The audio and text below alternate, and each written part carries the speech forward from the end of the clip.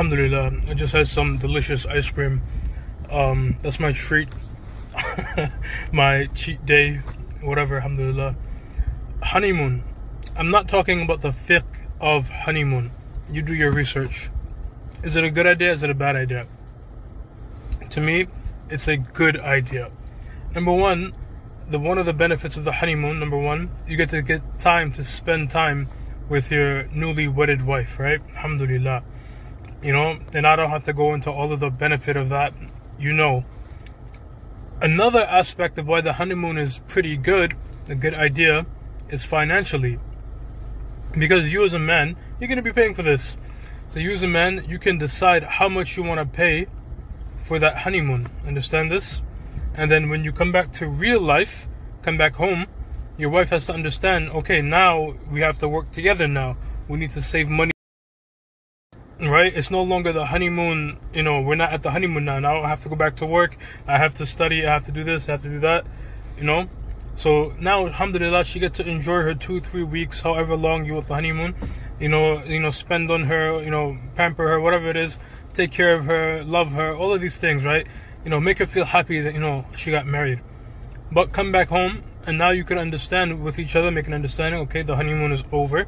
You know, now we have to work on relationship and you know, all of these other things, financial aspects, financial goals, saving up for Hajj and Umrah, saving up for Hijrah, all of your intentions, saving up for a house, a car, whatever it is, right? So you can no longer be in that honeymoon phase, that spending on your wife, understand? And it's an understanding between, it's like a, I don't want to say like a verbal understanding, but it's just an understanding. The honeymoon is over, now the marriage begins, you know, the hard part.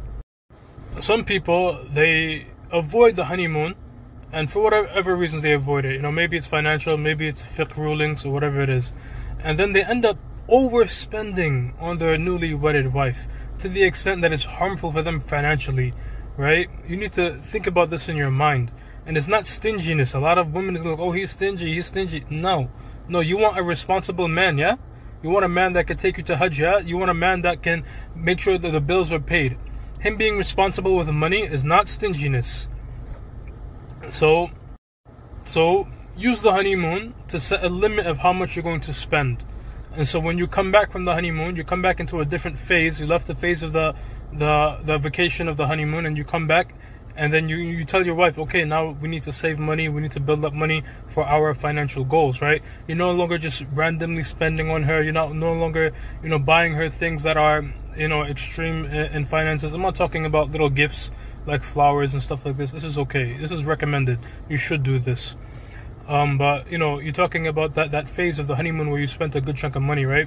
Some people, they don't go on the honeymoon, and they end up spending more than they would for not going on the honeymoon, because they didn't have the mindset of limiting how much they're going to spend. So they just spend without thinking about, you know, this is a major financial, what's the word I'm looking for? Not risk, not burden, but loss. So alhamdulillah, Allah knows best. For me, the honeymoon phase is pretty good. You don't have to travel to a non-Muslim country to have the honeymoon phase. You don't have to leave the country you're in to have the honeymoon phase. It could be something simple as renting a villa, you know, going, something like this. You guys decide that. I don't want to give you examples of what kind of honeymoons you can have. You guys decide this. Barakallahu fikum wa jazakumullahu khairan. May Allah bless us with righteous spouses, and bless our marriages, and bless all of the marriages of the Muslims in the world. Ameen. Barakallahu fikum.